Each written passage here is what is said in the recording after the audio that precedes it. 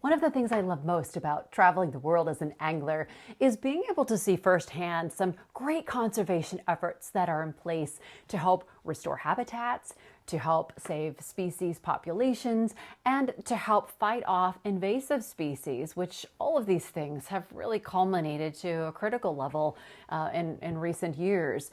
I had a chance to go down to the French Broad River in North Carolina to see one of these great efforts in place and be an active part of it, and that is to release fingerling muskies back into the French Broad River. Now, the French Broad River was a natural habitat for muskies, but over many decades of habitat degradation for a lot of different reasons, the populations were pretty much wiped out.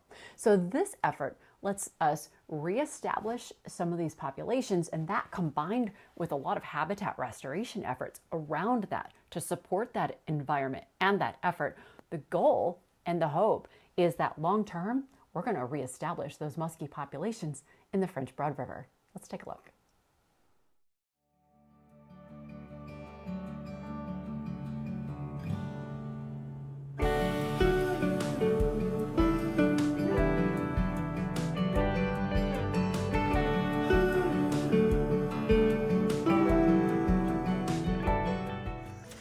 I'm on the French Broad River releasing some baby muskie today, and the North Carolina Wildlife Resources Commission, along with the Western North Carolina Muskie Club, for several decades has had a restoration project in place to take these guys, which by the way were just born in the spring, and we're releasing them into the French Broad River.